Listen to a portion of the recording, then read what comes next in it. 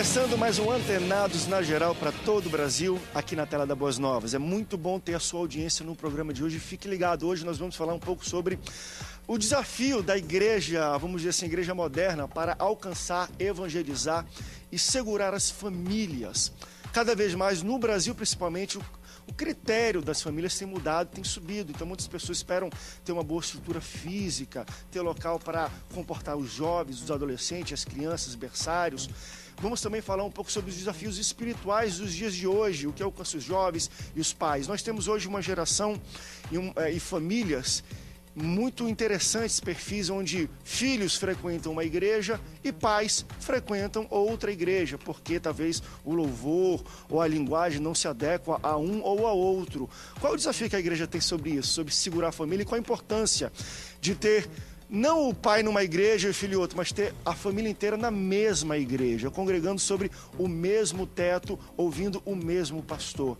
E claro, qual o desafio que os pastores e as igrejas têm para poder atrair e segurar uma família inteira em casa? Será que o foco ainda continua sendo ganhar o pai da família, o cabeça, e aí em consequência toda a família virar para a igreja? Ou temos que mudar o foco, começar a atingir mais as mulheres, os jovens da família, para poder segurar todos também na igreja? Para falar um pouco sobre tudo isso, eu recebo hoje ele que é pastor e conferencista dos Gideões Missionários da Última Hora, pastor Samuel Ribeiro. Pastor Samuel, bem-vindo ao Antenados na Geral.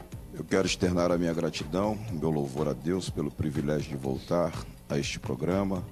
E, na verdade, o assunto é apetitoso, um assunto de grande importância. E vai ser muito bom estar com vocês nessa mesa aqui de debate. Seja bem-vindo, pastor Samuel. Também recebo ele que é pastor na primeira igreja batista do Recreio, também é psicólogo, pastor Paulo Moura. Pastor Paulo, bem-vindo ao Antenados na Geral. Bom dia, André, paz, aqueles que nos assistem pela Boas Novas no Antenados. É muito bom poder estar aqui revendo o André, demais irmãos debatedores. Espero que esse assunto possa alimentar aqueles que nos assistem agora. Pastor Paulo, bem-vindo. Também recebo ele que é pastor do Ministério Profético Vida em São Gonçalo. Estou falando do pastor Márcio Gomes. Pastor Márcio, bem-vindo ao Antenados na Geral. Bom dia, André. Bom dia a todos os pastores que estão presentes, todos que estão nos assistindo pela Rede Boas Novas, ao programa Antenado na Geral. Eu creio que esse assunto vai ser um assunto muito edificante, muito importante para famílias que estão nos ouvindo. Quero agradecer mais uma vez essa oportunidade. Seja bem-vindo, pastor. Você pode participar conosco durante todo o programa. Aqui embaixo vamos colocar os contatos para você interagir com o Antenados na Geral. E-mail, Facebook, Twitter, telefone. Você tem alguma dúvida, quer tirar aí uma curiosidade sua, você pode entrar em contato conosco. E também é bom lembrar, durante o Antenados na Geral nós vamos colocar os nomes e os contatos dos pastores que estão convidados. Se você quiser convidar para a sua igreja ou tirar alguma dúvida diretamente com ele, se ele falou alguma coisa que você achou interessante, porque muitas pessoas têm enviado e-mails para o Antenados e às vezes nós fazemos programas de área, é difícil a gente poder talvez encaminhar todos os e-mails para os pastores, mas você pode anotar aí, tem aí telefone, às vezes o e-mail para você entrar em contato diretamente com os pastores, tá bom? Pastores, eu quero começar, eu estava até falando aqui antes da gente iniciar o programa, há pouco tempo atrás me encontrei numa situação de uma convenção e estava conversando com um líder católico do norte, onde tem grandes festas católicas, e fiz algumas perguntas, falei um pouco sobre essa questão da Jornada Mundial da Juventude, o foco da Igreja Católica muito nos jovens, e uma coisa interessante que ele me falou, que me instigou, e acho que a gente pode iniciar como um ponto de partida nesse programa, ele falou o seguinte: André, nós estamos começando a trabalhar agora com os jovens, não que a gente imagina que a geração talvez do seu pai é uma geração que já está perdida, não é isso, só que era uma geração muito... não tinha talvez um chamado evangelístico missionário, talvez como os evangélicos têm hoje. Nós evangélicos somos assim: eu aceitei a Jesus, eu quero que todo mundo aceite a Jesus, porque é tão bom isso. Então ele falou assim: nós não conseguimos colocar isso no coração talvez da geração do seu pai, mas podemos colocar na sua geração de jovens. Então o nosso foco é muito grande, porque nós entendemos que se nós ganharmos o jovem, se ele voltar-se para a igreja novamente, nós conseguimos alcançar toda a família. E foi muito interessante a gente ouvir isso, porque eu sempre cresci, e eu ainda entendo que seja assim, prioritariamente, no sentido de vamos tentar ganhar o pai da família, o cabeça, que se ele vier para a igreja, consequentemente, automático, vem a esposa e todos os filhos.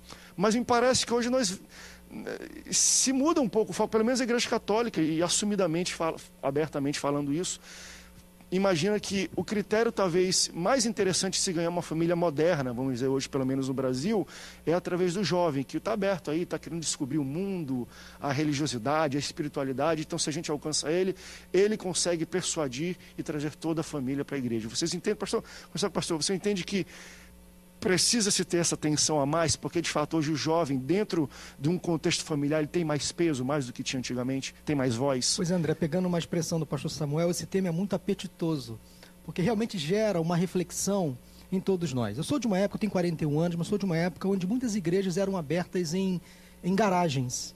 Então, igreja de garagem, e essa igreja de garagem sustentava por muito tempo. Naquela época as pessoas eram muito mais ligadas à palavra pregada, à mensagem. Hoje em dia, o nosso público está muito mais exigente. Uma igreja de garagem não consegue mais sustentar por 10, 15 anos. Porque as pessoas vão à igreja em busca, além da palavra, elas vão em busca de um bom louvor, elas vão em busca de uma boa qualidade estrutura. De som, não só bem cantado, qualidade de som e tudo. Sem dúvida, eles gostam de ouvir um bom som. Estrutura para crianças, adolescentes, jovens. Elas precisam de estacionamento próximo à igreja, de preferência ao lado da igreja. Então, aquelas pessoas que vão à igreja hoje estão muito mais exigentes do que há 40, a 30 anos atrás. Então, é muito difícil hoje você sustentar a sua família numa igreja onde não oferece à família uma estrutura básica.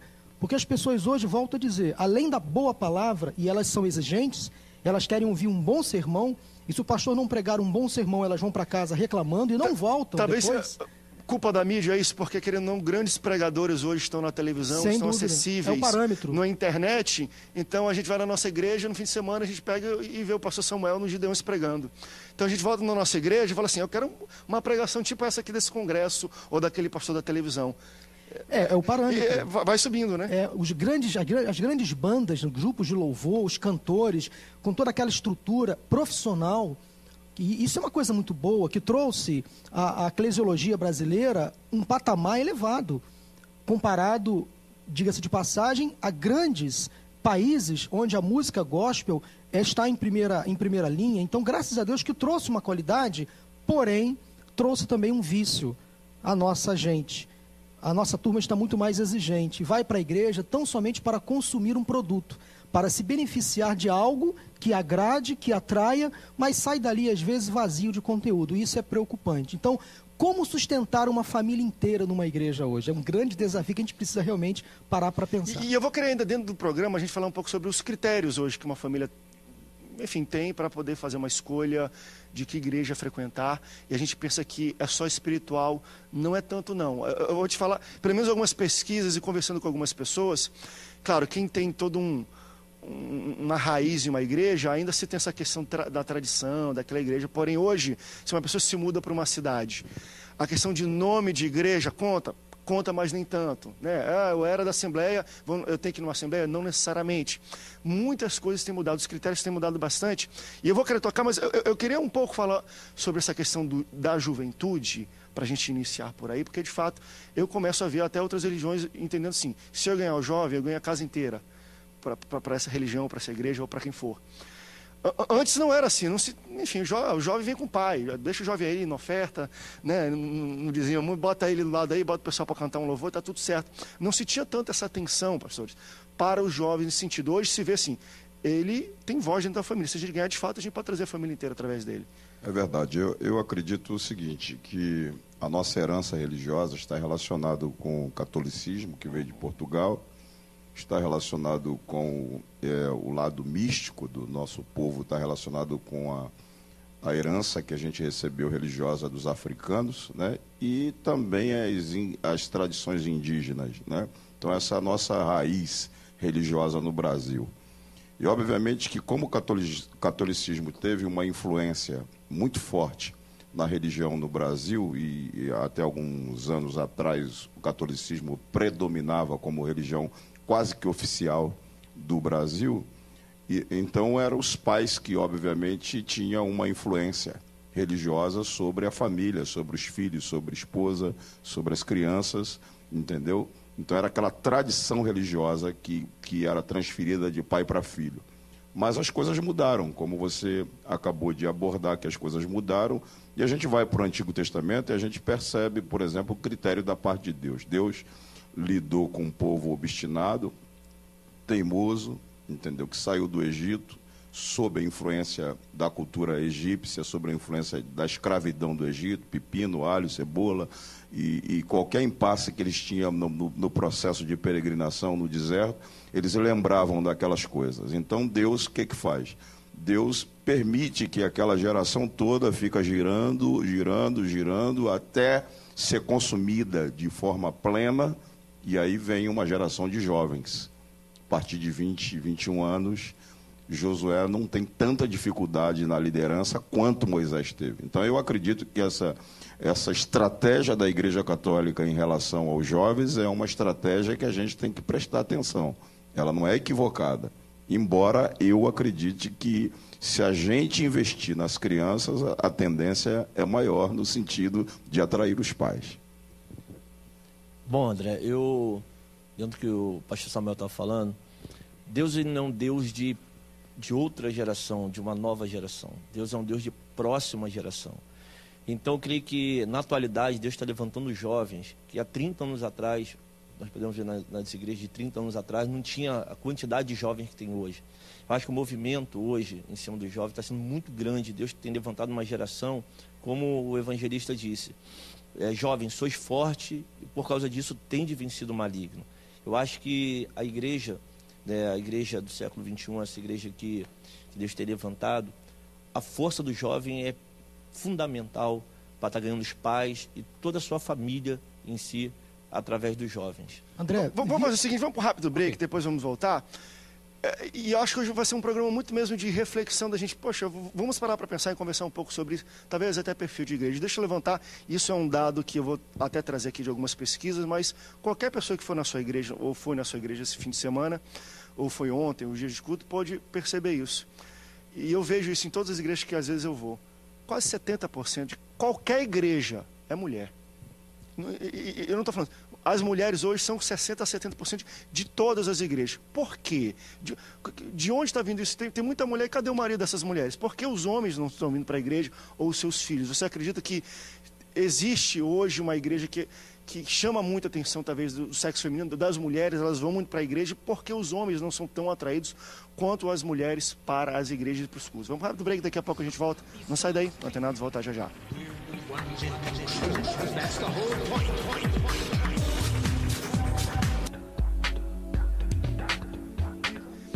Estamos de volta ao segundo bloco do Antenados na Geral. Estamos falando um pouco sobre o desafio da igreja atual para atrair, chamar, segurar famílias inteiras dentro da igreja. Quando eu falo dentro da igreja, eu quero até me limitar a uma mesma igreja, porque hoje nós temos um fenômeno que nós vamos debater ainda e vamos tentar entender e explicar de onde vem, que é o seguinte: fenômeno onde o pai e a mãe vão para uma igreja e os filhos deles, jovens ou enfim, novos, vamos dizer assim, adolescentes, vão para outra igreja, frequentam outra igreja porque não existe uma linha, um link entre as gerações. Como é que nós podemos acabar com isso? Antes da gente até falar da última pergunta que eu fiz no último bloco sobre mulheres, eu quero ouvir o pastor de novo aqui, o pastor Paulo, para a gente falar um pouco sobre essa questão até histórica dos adolescentes, das dificuldades que eles tiveram na igreja. Pois é, adolescentes e jovens sempre foram protagonistas de grandes mudanças nas igrejas evangélicas. Estava lembrando aqui, nas décadas de 70 e 80, 2 grupos evangélicos causaram uma grande transformação nessa questão da liturgia das igrejas, a maneira de adorar, Vencedores por Cristo e Rebanhão. Foram grupos que dividiram um processo. As igrejas evangélicas passaram, por exemplo, a introduzir nos seus cultos bateria, guitarra, louvor com palmas. Hoje, coisas absolutamente normais, naquela época, era uma coisa subversiva. Como colocar bateria na igreja? Guitarra era associada ao rock. Rock era do diabo, Raul Seixas. Tudo isso invadia a discussão, igrejas rachavam por causa disso. Muitos jovens foram excluídos das suas igrejas porque começaram a deixar o cabelo crescer, a colocar um brinco, um piercing. Isso naquela época causava um escândalo danado e muitas igrejas se dividiam por causa disso. Hoje em dia não é diferente, os jovens continuam sendo protagonistas de grandes transformações na liturgia das nossas igrejas, na maneira de adorar. Por exemplo, num culto jovem, hoje em qualquer igreja, não se tem mais a luz acesa, a luz fica apagada. São aqueles focos de luz, aquelas luzes coloridas, a música muito alta, tem fumaça, tem dança, coreografia, tem pula, tira o pé do chão. Tem rock and roll. É rock and roll. Então você fica pensando, onde estamos? E uma pessoa mais idosa, uma vez na nossa igreja, um irmão um pouco mais idoso falou assim: pastor, eu não consigo mais frequentar os cultos dos jovens, porque o som é muito alto, eles gritam muito, eles pulam. Tá, Como é que vamos entender isso? É uma nova realidade, é uma nova juventude, mas volto a dizer, a juventude de hoje não é diferente da juventude de 40, 50 anos atrás. Os jovens sempre foram protagonistas de mudanças em função da idade. Essa é a idade da juventude, a idade de transformação, de mudança social. E nós, enquanto igreja deste século, 2013, ano de mudanças, 2014, 2015, nós precisamos estar atentos a essas transformações que os nossos jovens adolescentes estão sofrendo, para não perdê-los, porque, volto a dizer, é muito bom ter filhos, adolescentes e jovens dentro da igreja, cultuando ao Senhor conosco, do que estando na rua, no mundo, frequentando boates, danceterias, às vezes envolvendo com as drogas. Então, deixa eles ali, estão louvando, estão sendo edificados, que bom que estão ali. Agora, isso cria aquele, como eu falei no início, talvez não sei como os pastores entendem isso, um fenômeno, e eu entendo isso como um fenômeno mesmo, onde dentro de uma família que tem um pai, uma mãe e 3 filhos, você às vezes até tem 3 igrejas diferentes onde essa família frequenta. Então o pai e a mãe vão para um culto porque estão acostumados com uma liturgia, ou já tem aquela questão eu gosto da palavra daquele pastor, já o jovem tem aquele, poxa, eu vou naquela igreja porque tem a luz, tem a fumaça, tem a qualidade de som, tem um rock and roll, aí tem outra moça, mas eu... Enfim, estou envolvido ali com um negócio no outro ministério. E começamos a ter famílias que dentro delas estão divididas em 3 ou 4 igrejas diferentes. Cada um vai para um canto. Como é que vocês entendem isso para um dia a dia de uma família? Traz problemas ou não? É uma coisa natural ou é uma coisa a se vencer? Como é que uma igreja vai conseguir, de fato, atender os anseios e as expectativas? Primeiro, aí a gente vai voltar um pouquinho para aquela conversa de chega a família, uma família nova, uma igreja, estrutura. Pô, estou com uma criança, tem que ter um berçário. E estou com um filho jovem para adolescência, tem que ter um rock and roll, um negócio que vai gostar. Mas eu odeio isso, eu gosto do culto. Só que eu quero um domingo à noite meu filho comigo no culto. E aí eu trago ele para o culto e falo, poxa mãe, que culto chato, que música chata. Como é que a igreja consegue unir a família inteira dentro de, vamos dizer assim, debaixo do mesmo teto e não dividir entre 3 ou 4 igrejas diferentes? Eu acredito que a questão de infraestrutura de uma igreja é fundamental. Até porque, como já o pastor teve a oportunidade de falar, o povo hoje é um povo exigente. Ele não é mais aquele povo passivo, alienado, que se preenche unilateralmente com uma mensagem bíblica. Eles não vão só para ouvir a palavra mais. Eles querem a soma de todas as coisas, de todos os fatores, com o objetivo de sair dali, como se diz assim, com autoimagem elevada, com autoestima motivada, entendeu? Então eu penso que para a questão desse impasse entre pais e filhos, um frequentando uma igreja e outra, está relacionado também com a questão de infraestrutura.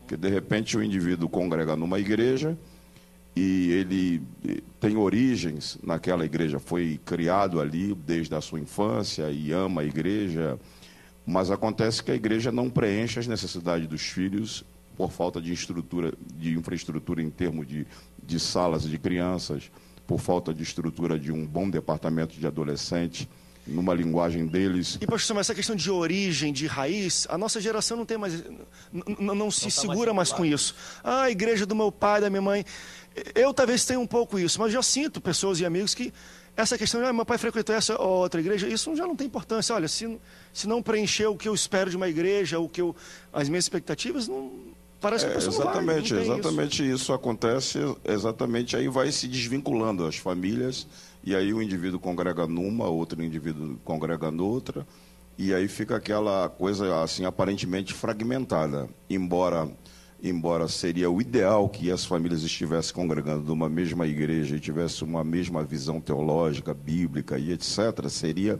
o ideal. A gente também deve louvar a Deus pelo privilégio de ter os nossos filhos, embora em outra denominação ou em outra igreja, no corpo de Cristo. Eu acho que isso é louvável. André, e para evitar esse esfacelamento familiar, essa divisão de marido numa igreja, mulher na outra, o filho na terceira, a igreja evangélica brasileira tem que olhar a família de forma sistêmica.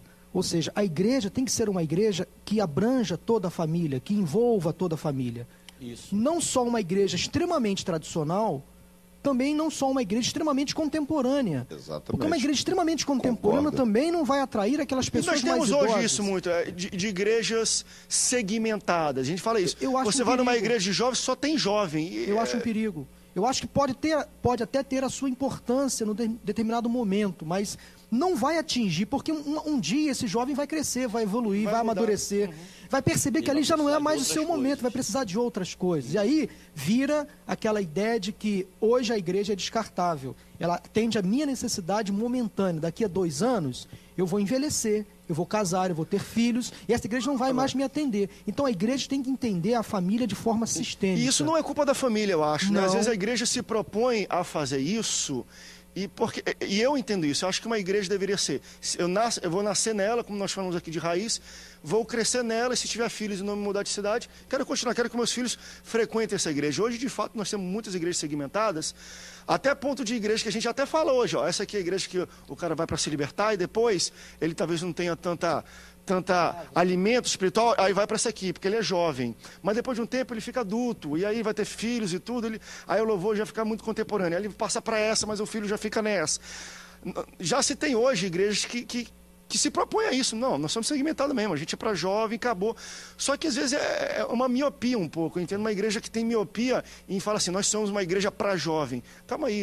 Eu acho que isso aí depende muito do equilíbrio do próprio pastor, né? O pastor é aquilo que a gente sempre, num outro programa que a gente teve a oportunidade de estar juntos, a gente falou, né? Existem muitos pastores sem escola, né? Eles, desculpa a linguagem, caíram de paraquedas no ministério, e de alguma forma eles acabam se inclinando de forma extremista para um lado, ignorando o equilíbrio funcional disso no que diz respeito à família inteira.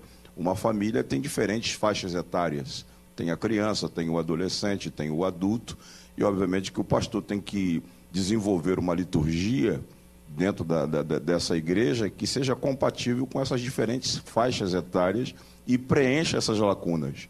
Aí o que acontece? Dificilmente ele vai perder qualquer membro dessa família. Mas se ele se direcionar e dizer, não, a minha igreja é de jovens, aí é o seguinte, o indivíduo que é de idade um pouco mais avançada fica totalmente descontextualizado e é altamente desconfortável. Você sabe que, embora existe aí, a gente tenha essa flexibilidade quanto a essa evolução da nossa juventude no seio da igreja, existem locais que você vai e que você fica totalmente desconfortável, porque a coisa extrapola a sua formação, né? E, obviamente, que isso não é saudável. Então, eu acho que o equilíbrio do pastor local é fundamental nesse processo. Bom, André, esse dia eu estava lá no Belém do Pará, agora, um tempo atrás, e o pastor me perguntou, pastor Márcio, como que é a sua igreja lá no Rio de Janeiro? A igreja que o senhor pastoreia? É pentecostal, tradicional? Aí eu falei, rapaz, não é nem pentecostal e nem tradicional, é integral. Então, ele falou assim, como assim integral? Eu falei, rapaz, porque chega lá, você pode ir num culto lá, você vai ver um irmão do rap. O irmão chega lá, e aí, irmão, paz do Senhor, como tá os irmãos? Você vai chegar outro dia, você vai ver o irmão adorando, levantando a mão e adorando, um louvor de adoração. E às vezes você vai chegar lá, vai ver aquelas irmãs cantando, carro de fogo tem. Então, a gente vê, e tem os jovens, nós fizemos um culto de torcida. Fui muito criticado, né? Então, culto de torcida, levamos um jogador de futebol para estar ministrando a palavra, lotou de jovem, só entrava com camisa de clube, de time. Mas foram muitas almas para Jesus naquele dia. Então a gente começa a entender que importa que o evangelho seja pregado. A gente já não pode fugir da liberdade para a libertinagem. Eu acredito que essa geração de jovens hoje vai fazer diferença no nosso Brasil, e eu creio que em todos os países na América onde o pastor Samuel estava, eu creio que Deus vai estar levantando essa geração jovem para fazer diferença. E esse assunto, André, ele é tão palpitante, como é que a palavra, a expressão que o irmão usou, apetitoso. Essa faixa etária da juventude vai de 18 aos 35 anos, teoricamente. O jovem de 20 anos é muito diferente do jovem de 30. Oh, yes. Aquilo que agrada o jovem de 20 não agrada o jovem de 30, de 33, de 34. O jovem mais maduro está com a outra cabeça, no mercado de trabalho, em constituir família, já passou por muitos traumas na vida, já passou da época do oba-oba, do pula-pula, do levanta, tira o pé do chão. Então a igreja tem que estar atenta, porque esse jovem de 25, ele vai amadurecer. Então, se a igreja não perceber essa mudança, ela vai perder esse jovem. Ele vai chegar lá, não vai se sentir mais atraído. E vamos para um rápido break, e nós vamos voltar ainda falando um pouco até sobre estrutura de liturgias e departamentos de igrejas, porque essa distância e lacuna que nós estamos falando que existe naturalmente entre uma geração e outra, ou uma idade e outra, até dentro da juventude, às vezes ela até se estabelece na igreja. Só que às vezes é tão diferente uma coisa da outra que é difícil você ter uma continuidade. Nós sofremos até em Belém do Pará por muito tempo, batemos muito cabeça lá, a grande liderança, tem muita gente, muitos membros, porque os adolescentes eram trabalhados de um modo, mas eles eram tão diferentes, o trabalho era tão diferente talvez dos jovens, que quando o adolescente completava 20 anos, 21, 22, 23, 24, ele queria continuar indo para o culto de adolescente, não ia para o culto de jovem porque era muito diferente dentro da própria igreja. Então, além de se fazer e alcançar cada uma das faixas etárias, você tem que ter algum fio que linka todos, de integrar todos, porque senão você vai começar a ter um monte de jovens de 50 anos frequentando o culto dos jovens e não quer ir para o outro culto porque ele gostou daquilo, se acostumou com aquilo, e você não conseguiu transportar esse modelo e fazer ele amadurecer junto com as pessoas que estão amadurecendo dentro da igreja. Vamos para um rápido intervalo, daqui a pouco voltamos. Não sai daí, Antenados, volta já já.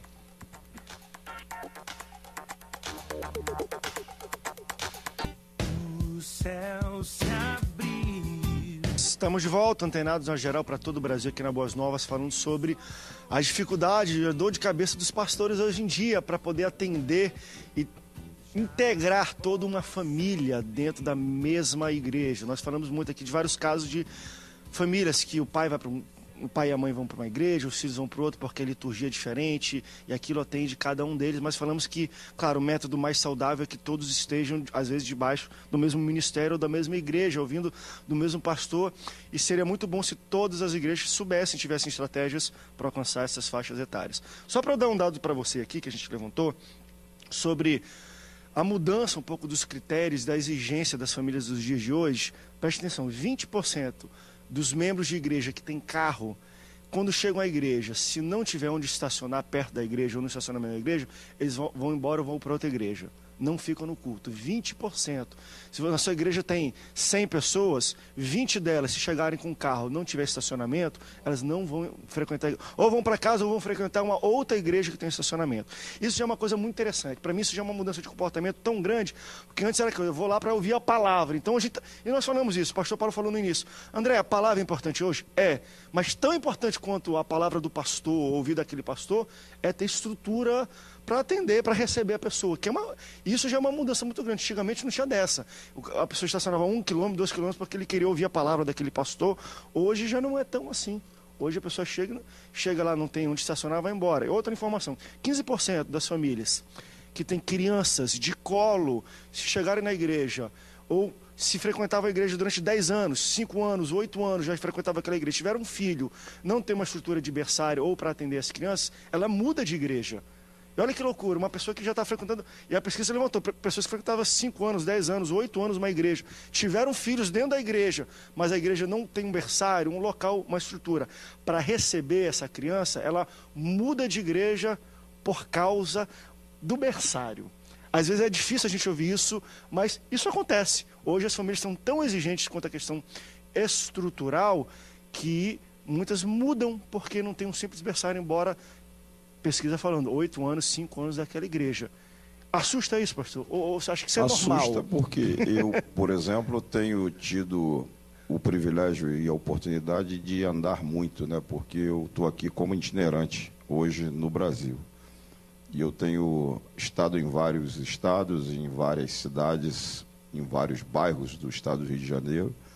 E é impressionante o que você acha de igrejas com uma infraestrutura em termos de templo extremamente bonita, com recursos estruturais muito bons, mas quando você procura a infraestrutura relacionada ao departamento infantil e quando você procura isso que é interessante, não estou falando também questão relacionada a estacionamento, eles esqueceram das duas coisas, esqueceram do estacionamento, esqueceram de montar uma estrutura para o departamento infantil.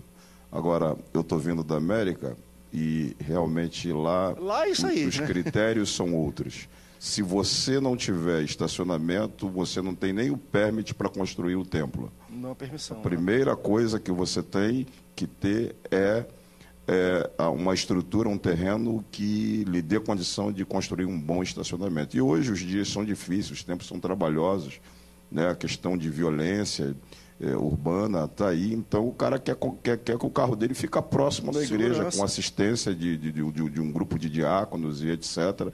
Então o camarada não vai ir numa igreja e chegar e estacionar o carro dele a 1 quilômetro da igreja, até porque quando ele for procurar, de repente já não acha mais o carro no local. Então eu acho que os pastores, nesse tempo que nós estamos, têm que prestar atenção nessas coisas, porque caso contrário, isso vai acabar acarretando muito mais problema para as igrejas locais.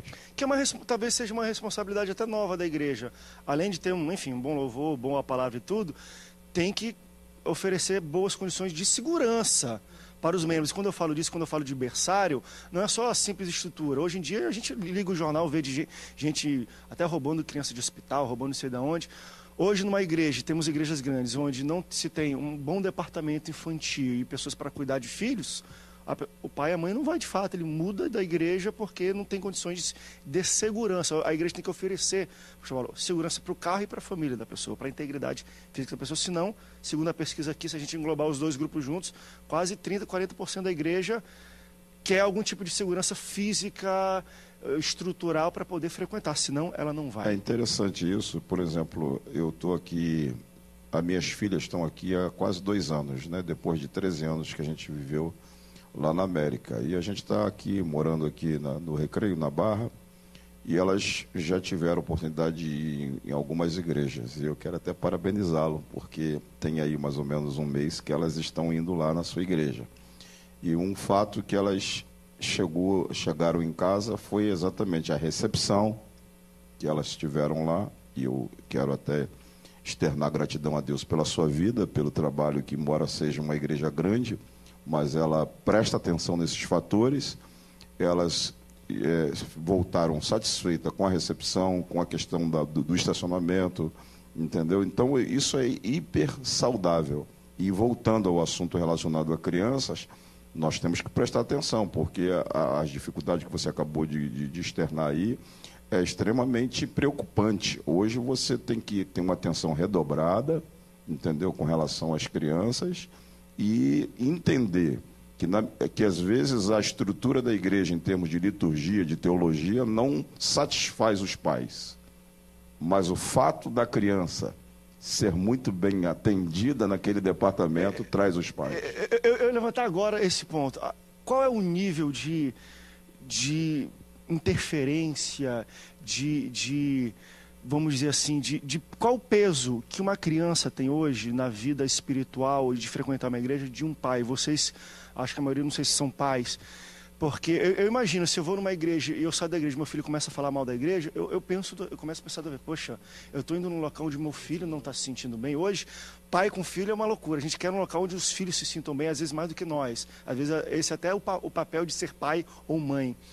Mas vocês entendem que hoje, qual o nível, porcentagem, não sei o quanto, de importância que de fato um pai vê no bem-estar de um filho numa igreja, ou a que ponto ele estaria disposto a mudar de uma igreja para satisfazer o filho? Você acha que hoje é prioridade máxima, importância máxima isso? Um filho tem sim uma interferência muito grande na escolha. André, eu conheço pais que não gostam de determinadas igrejas, mas permanecem porque os seus filhos estão ambientados, se sentem bem.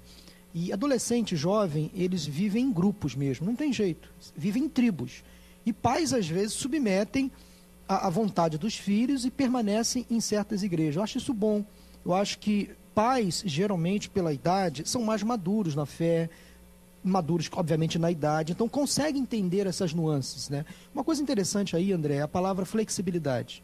Tanto o adulto, o idoso, precisa ser flexível às realidades do jovem, as mudanças de comportamento, os desejos, os gostos, como também os jovens precisam ser flexíveis aos gostos e desejos dos seus pais. Deles, né? Esse programa é assistido de forma majoritária por jovens, que vai aí um recado aos jovens. Então, às vezes, o jovem ele só quer assistir, participar de culto que lhe agrade. Mas ele tem também que pensar na sua família, nos seus pais. Então, vale a pena, às vezes, a igreja cantar um hino mais tradicional e o jovem participar daquele Que dia momento. vai ser você lá, tá? Você vai estar lá. Cantando, é bom estar Então, lá. cantar o hino da harpa cristã, do cantor cristão, melodias de vitória, esses hinários sacros, antigos, que muitas igrejas já sepultaram, eu acho que vale a pena de vez em quando, não só cantar em culto de Santa Ceia, não, mas cantar de forma normal. É um hino de adoração, um hino que tem teologia, que tem conteúdo. Estávamos falando aqui, o pastor Samuel, o pastor Márcio, sobre não perder a essência. A igreja tem que se transformar, tem que se adequar à nova realidade desse tempo, mas não pode perder a sua essência. Exato, Há valores que não podem ser negociados. Ô, André, dentro disso que o pastor está falando, esses dias eu sentei em frente a uma máquina de datilografar, fiquei olhando assim, eu olhei o teclado, falei, "Ih, rapaz, letra A." De datilografia, realmente, olha. Rapaz, não tem, isso não se usa mais. Eu sentei em frente a um, fiquei olhando, falei, rapaz, a letra A é aqui, a letra B é aqui. Rapaz, é igualzinho que tem no iPad, a letra A está no mesmo lugar, no notebook, né, em todos os computadores, né, a letra A está no mesmo lugar, a B, a X, está todas no mesmo lugar. Aí eu falei, rapaz, interessante, né, não mudou. Aí Deus falou comigo, meu filho, a essência é essa, mudou a roupagem, está diferente, mas a essência ainda é a mesma, a letra A continua no mesmo lugar. A B continua no mesmo lugar. Então eu entendo o seguinte, talvez mudou muito a roupagem, né, hoje das igrejas, mas eu acho que não pode perder a essência. Então, A essência tem que continuar a mesma essência. as estratégias de evangelismo, elas são mutáveis, né? E a gente pode até acabar se adequando a elas para atender essa demanda nova desse tempo contemporâneo que nós estamos inseridos no seu contexto. Agora, o difícil que eu acho é conjugar essas duas coisas. Conjugar, entendeu? Essa flexibilidade, essa capacidade de se adequar às necessidades contemporâneas sem perder a essência. E como é bom, André, para a família e para a igreja, quando há essa integração de gerações. Tanto os mais novos e os mais jovens aprendendo com os mais idosos e os mais idosos também aprendendo com os mais novos. Eu acho que há um rejuvenescimento na vida da igreja quando há essa interseção de grupos, de faixas etárias, de interesses. Eu acho que o reino de Deus ganha quando a igreja entende que ela tem que ser completa, holística, nessa visão para atender o indivíduo nas suas necessidades. Daqui a pouco a gente vai para o intervalo e eu vou fazer aqui talvez uma coisa que foi feita lá na Assembleia de Deus em Belém, que foi muito interessante. Foi justamente para a gente resgatar e buscar ainda mais essa integração e deu muito certo. E talvez fique aí como uma ideia, uma dica para os pastores e o pessoal que nos assiste. Durante um mês, que foi um mês que fizemos, e ia terminar com a questão de um congresso, isso há muito tempo atrás e hoje ainda é feito em alguns anos. Nós temos essa questão de o culto domingo é o culto da família. Sexta de adolescentes, sábado de jovens. Mas às vezes nunca tem culto para o pai ou para a mãe, mas tem culto para o jovem, né? E foi interessante, durante um mês nós convidamos e falamos com os jovens, e durante o culto de domingo, falamos assim, olha, queremos convidar agora os pais dos jovens a virem no culto de jovens. Porque às vezes você vem dirigindo, deixa ele lá, vai jantar, vai sair com a mulher, às vezes até um bom momento também para estar com a família, mas venha para o culto, porque a gente fala que o culto é de jovem, mas não é para jovem, é para a igreja completa. E é interessante, até hoje você vai para a igreja e você vê irmãos de 70 anos, de 65 anos, cabecinha branca, cara que está lá sentado no culto de jovem. Rock and roll, aquele negócio de pregação, mas estão lá participando, porque você vai começar a aproximar. Porque, de fato, quando você faz assim, culto de jovem, culto daquilo, você acha também que está atendendo cada idade, mas, de certo modo, você está separando. Porque se você vai no culto de jovem e no culto de domingo, a liturgia é totalmente diferente. E é bom, de vez em quando, buscar coisas que unam os dois cultos. Então, já que o jovem vai sentar no domingo do lado do pai dele, assistindo o culto de domingo, é bom o pai sentar do lado do jovem no culto de sábado para assistir o culto de jovens, para começar a integrar também, e aí talvez vão aproximar um pouco essas lacunas ou diminuir elas, para que não tenham problemas de gerações de crescimento e amadurecimento dentro da igreja. Vamos para o intervalo para a gente ir para o último bloco do Antenados. Eu quero voltar àquela pergunta, não esqueci não, por que tem tanta mulher na igreja hoje? Você às vezes vai num culto que 60%, 70% das pessoas, dos membros, são mulheres sentadas. Onde é que está o marido dessas mulheres? O que está acontecendo que os homens não estão indo tanto para a igreja? Vamos para o rápido intervalo, daqui a pouco a gente volta. Não sai daí, Antenados, volta já já. Nunca se importou de viver Ele é contigo. Último bloco do Antenados na geral para todo o Brasil. Estamos falando sobre o desafio que a igreja tem para alcançar a família inteira, não é só o pai, não é só a mãe, não é só o jovem ou adolescente, mas toda a família conviver debaixo do mesmo ministério, da mesma igreja, com saudável, com um ambiente saudável onde todos gostem de todos os cultos, das músicas, apreciem os gostos de cada um. Uma coisa que eu quero levantar nesse último bloco nosso, que eu toquei no início, foi o nível e a porcentagem de mulheres hoje nas igrejas evangélicas. E isso é qualquer igreja. Eu não conheço uma igreja que tem mais homem do que mulher evangélica. Não conheço nenhuma igreja hoje evangélica assim. E de vez em quando, e eu estava falando dos pastores, dependendo do local geográfico, até muda, até aumenta. Fui uma vez em uma igreja em Copacabana, onde 90% praticamente, ou 80% dos membros das pessoas presentes eram mulheres. E aí eu não sei, os pastores, não sei se acontece na igreja dos pastores, o pastor Samuel também viaja muito. Onde é que estão os homens dessa igreja, os esposos dessas mulheres? A gente tem hoje também, vamos dizer assim, um fenômeno onde tem muita mulher que é crente, vai para a igreja e o marido não é desviado ou não vai para a igreja. Eu acho Esse é o caso de ter tanta mulher e os homens não estão lá? Eu acho que as mulheres hoje são mais receptíveis ao evangelho. Os homens, acho que têm tantas preocupações de trabalho, tantas coisas, acho que eles não têm aquela receptividade a respeito do evangelho. As mulheres, eu acho que elas recebem mais, recebem melhor. Isso já foi no tempo de Jesus, quando a gente estava conversando. As mulheres que mais foram, a maioria das mulheres que seguiram mais Jesus foi Maria, Marta, estiveram mais perto de Jesus em todos os momentos. Maria Madalena foi aquela que esteve mais próximo. Então a gente entende que de lá para cá, as mulheres, eu acho que são mais receptíveis ao evangelho. Isso tem a ver com a constituição, né, feminina. A mulher geralmente é mais sensível, mais emotiva, mais devota, mais voltada para as coisas espirituais. Não que o homem não seja, mas o homem, via de regra, é muito mais racional, pragmático, sistemático, machista. E já às vezes os homens procuram mais religião, as coisas de Deus, quando o cerco aperta. Quando o homem vai muito mais pela necessidade do que pelo prazer. A mulher busca as coisas de Deus por causa da sua essência. Você vê uma coisa? Culto de oração. Reunião do círculo de oração. Mulheres, coloca o homem para orar na igreja. Quase não aparece. Não aparece, por quê? É da natureza. Isso aí. A mulher, ela tem muito mais predisposição a orar, a buscar a Deus. Tem também a sua formação de ser mãe. Ela se preocupa com os filhos, com o marido, com a casa. Então ela é muito mais devota a Deus do que o homem. O homem está preocupado em ganhar dinheiro, em trabalhar, em pagar as contas. Coisas espirituais são deixadas para as mulheres. E não é o que a Bíblia ensina.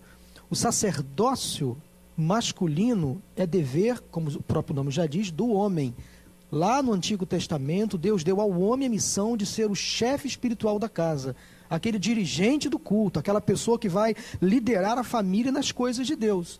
Aí nós transferimos essa responsabilidade tão nobre para as nossas esposas. E muitos homens são necessariamente, nesse aspecto aí, negligentes. Não cumprem o seu papel como sacerdote do lar. Devido a essa ausência do homem, você pode ver que pelo Brasil afora tem se levantado muitas pastoras, bispas, mulheres, e com autoridade, unção, para fazer a diferença. Eu acho que isso muito é um debate fenomenal também. É um debate à parte. Esse é um debate à parte. Não vou nem começar que a gente está no último, mas é verdade. Às vezes, por necessidade, por falta, mas por omissão também dos homens. Isso. Agora, uma coisa que é certa, e aí não é querer ser machista não, gente, mas eu ouvi uma pregação uma vez do pastor Miles Monroe, um sábio. Ele não é um sábio, fala assim, revelação de Deus mesmo. Mas foi muito interessante ele falando sobre a questão do sacerdócio masculino. E ele botou até um exemplo, e isso é muito verdade, isso em qualquer lugar do mundo. Você vê, por exemplo, igrejas lotadas às vezes de mulheres, tem muita mãe de família. Mas geralmente, quando tem só a mulher, o filho não está, a filha não está. Mas pode ter certeza, se o pai, um homem da casa, vai para a igreja, a mulher vai, os filhos vão. Isso é muito forte hoje. Por isso que a gente estava falando aqui no início, ainda a igreja evangélica, a gente tem a tendência muito de, olha, estratégia, vamos alcançar o pai da família, porque se ele vier para a igreja como cabeça da casa, automaticamente mulher e filhos vêm. Né? Alguns estão, claro, indo para jovens e tudo mais, mas vocês acreditam que continua a grande essência ainda da igreja, e talvez sempre será assim, embora é bom ter estratégia para jovens e tudo, mas é alcançar o cabeça da família. Não tem nem dúvida que, como já foi falado aqui sobre a importância do homem nessa função sacerdotal, é hiper importante entender que é canalizado nele a revelação bíblica, né? E Deus confiou essa tarefa ao homem no que diz respeito passar isso para a família. Então, eu penso que é super importante a gente saber entender a questão estratégica dessa época contemporânea, de investir nos jovens, como também nas crianças, mas não esquecendo a essência que a gente acabou de abordar, que desde o princípio, nas Escrituras Sagradas, essa revelação foi canalizada no homem, como chefe da casa, como sacerdote da família, no sentido de passar esses valores para ser preservado na estrutura de uma família. Pastor, e funciona bem. Quando as famílias invertem esse papel, elas têm dificuldades. Eu escrevi um artigo sobre o sacerdócio masculino, eu descobri que nem todo homem é chamado para a paternidade, é fato. Mas todo homem é chamado para ser um sacerdote, aquele que vai conduzir a sua família aos pés de Cristo. E quando esse papel é cumprido pela mulher, a coisa não funciona bem. Não estou aqui sendo machista, a mulher tem a sua importância na família, mas o papel de coordenar as ações espirituais, de levar a família aos pés da cruz, de conduzir a família para a igreja, de orar, fazer o culto doméstico, é papel do homem, do chefe da casa. E que se a gente inverte esse papel, a coisa pode até funcionar, mas não vai funcionar tão bem. Não vai funcionar tão bem. Então, nós homens temos essa responsabilidade. E o grande contingente hoje de mulheres na igreja também é cultural, né? Está relacionado com essa questão de ter mais mulheres do que homens no mundo inteiro, né? E, por outro lado, quando você olha sob o ponto de vista bíblico, a mulher sempre foi achatada, sempre foi ignorada. A partir do ministério de Jesus, Jesus resgatou essa dignidade da mulher em si, e elas são mais carentes emocionalmente e sentimentalmente. Então, o Evangelho em si preenche essa lacuna, porque tem muitas mulheres mal amadas, mulheres de alguma forma que lida com o marido como já foi falado aqui, que é um machão, você está entendendo? Que trata com muita verbalização agressiva, e elas encontram um abrigo dentro da casa de Deus, no sentido de ouvir mensagem que eleva a autoimagem delas, a autoestima, o senso de valorização. Então elas ficam um tanto mais sensíveis e mais apegadas a Deus. Verdade. Entendeu? Eu penso que isso funciona por essa ótica também. E essa omissão masculina, André, vem lá do Éden. Isso. Uma vez eu preguei sobre isso. Onde estava Adão? O que ele estava fazendo quando Eva foi tentada por Satanás?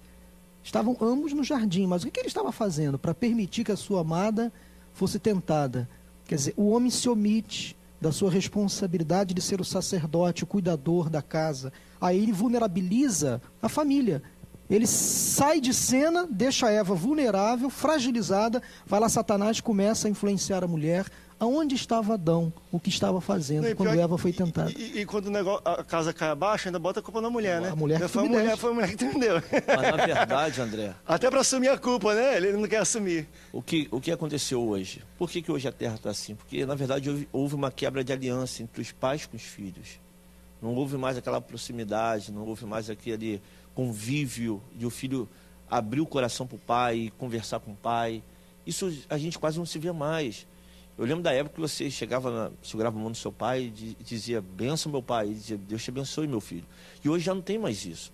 Então, como Malaquias disse, né, acho que é necessário converter o coração dos pais aos filhos, voltar à conversão, para que Deus não venha ferir mais essa terra com maldição. Porque eu entendo que essa quebra de aliança tem colocado muitos jovens perdidos nas drogas, no álcool, na prostituição.